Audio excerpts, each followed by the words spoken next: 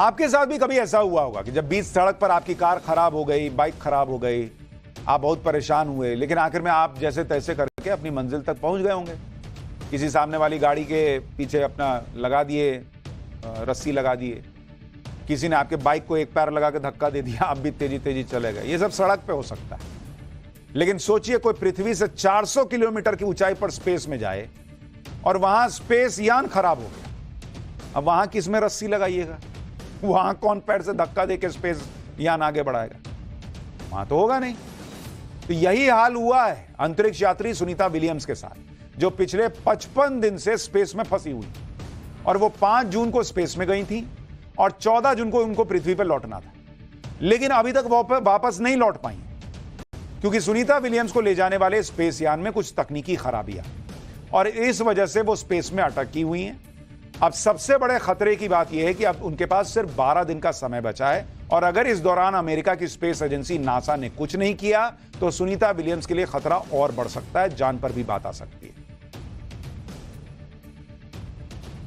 आपको जानकर हैरानी होगी कि सुनीता विलियम्स की इस हालत का जिम्मेदार नासा और अमेरिका की एयरक्राफ्ट कंपनी बोइंग को बताया जा रहा है, क्योंकि 5 जून को उड़ान भरने से पहले ही स्पेसक्राफ्ट में तकनीकी खराबी की जानकारी मिल चुकी थी, लेकिन इसके बाद भी मिशन को रोका नहीं गया और स्पेस के लिए रवाना कर दिया गया। इस लापरवाही के बारे में आगे विस्तार से बताऊंगा, लेकिन उससे पहले इस मिशन के बारे में सुन लीजिए।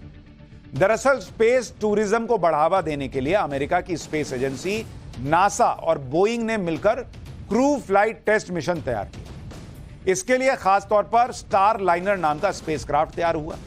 इसी स्पेसक्राफ्ट में 5 जून 2024 को अंतरिक्ष यात्री सुनीता विलियम्स और उनके साथी बुच विल्मोर ने स्पेस के लिए उड़ान भरी।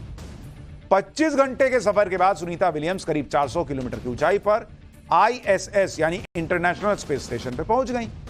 स्पेस स्टेशन में 8 दिन बिताने के बाद सुनीता को 14 जून को वापस आना था, लेकिन इस दौरान जो उनका स्पेसक्राफ्ट स्टार लाइनर था उसमें हीलियम गैस का लीक होने की जानकारी मिली कि ले इसका तो गैस ही निकल गया।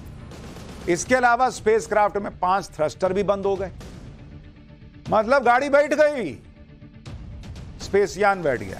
इसी वजह से पिछले 55 दिन से सुनीता विलियम्स की वापसी नहीं हो पाई, और अगर इस तकनीकी समस्या को ठीक नहीं किया गया तो स्पेसक्राफ्ट से लौटना नामुमकिन हो जाएगा, क्योंकि इस हालत में स्पेसक्राफ्ट में आग लग सकती है। इस मिशन में सुनीता विलियम्स के लिए दूसरी मुसीबत यह भी है कि स्पेस में उनकी सेहत भी कमजोर हो रही है। सुनीता विलियम्स को बोन डेंसिटी लॉस नाम की बीमारी शुरू हो गई। इसमें हड्डियों से कैल्शियम झड़ने की दिक्कत होने लगती है, जिससे हड्डियां बहुत कमजोर हो जाती हैं। इसे मेडिकल साइंस की भाषा में ऑस्टियोपोरोसिस भी कहा जाता है। दरअसल स्पेस में ग्रेविटी नहीं होती है, जिससे माइक्रोग्रेविटी कहा जाता है। स्पेस में धरती की तरह हड्डियों पर वजन का प्रेशर नहीं पड़ता, जिसके कारण बोन डेंसिटी कम होने लगती है। इसकी वजह से हड्डियां और मांसपेशियों के टिश्यू तेजी से खत्म होने लगते हैं। यानी स्पेस यात्रा में सुनीता विलियम्स 2 तरह की मुसीबत का सामना कर रही है।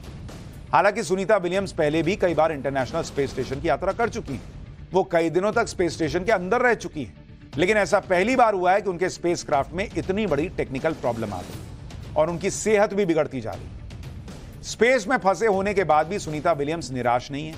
कुछ दिन पहले सुनीता विलियम्स का एक वीडियो आया था जिसमें वो स्पेस स्टेशन में जिम्नास्टिक करती दिख रही थी। यह वीडियो उन्होंने खास तौर पर पेरिस ओलंपिक में आने वाले खिलाड़ियों के लिए बनाया था। इसके अलावा सुनीता विलियम्स ने अपने साथियों के साथ रेस भी लगाई। स्पेस में जीरो ग्रेविटी होने की वजह से हवा में तैरते हुए यह वीडियो बड़ा वायरल हुआ था। यह तस्वीर देखिए, बाल देखिए ना कैसे हवा में उड़ जाता है। सुनीता विलियम्स के स्पेसक्राफ्ट से आई तकनीकी खराबी को समझने के लिए आपको स्टार लाइनर नाम के स्पेसक्राफ्ट को भी समझना पड़ेगा, जो खास तौर पर इस मिशन को ध्यान में रखकर बनाया गया। दिखने में कुछ गोलाकार चोंच जैसे स्पेसक्राफ्ट को स्पेस कैप्सूल भी कहा जाता है।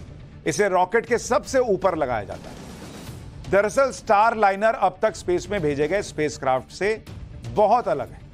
इसे खास तौर पर स्पेस टूरिज्म के लिए ज्यादा लोगों को ले जाने के लिए तैयार किया गया है। इसका आकार यानी डायमीटर 17 फीट और ऊंचाई 15 फीट रखी गई है। यह दूसरे स्पेसक्राफ्ट से बड़ा है और इसमें 7 अंतरिक्ष यात्री बैठ सकते हैं। इसके अलावा ज्यादा जगह होने के कारण इसमें स्पेस से जुड़े दूसरे सामान भी लाए जा सकते हैं। इसकी दूसरी खासियत यह भी है कि इसे 6 महीने में करीब 10 बार इस्तेमाल किया जा सकता है। अमेरिका की विमान बनाने वाली कंपनी बोइंग ने इसे स्पेस टैक्सी के तौर पर बनाया। अब सोचिए ऐसा टैक्सी बनाएं कि पहले ही बार में ठस बोल गया। अगर बोइंग स्टारलाइनर का यह मिशन सफल हो जाता तो इसे स्पेस टूरिज्म के रास्ते खुल जाते, लेकिन अपनी पहली ही यात्रा में स्पेसक्राफ्ट में बड़ी दिक्कत आ गई। अब कोई जाएगा? वो कह रहा है सुनीता विलियम्स को तो अनुभव है तो वो रह रही है, जो यात्री जाएगा वो तो कहेगा यार मैं फंस गया। फिर सुनीता विलियम्स की स्पेस में अटकने के पीछे नासा की लापरवाही को भी जिम्मेदार माना जाता है।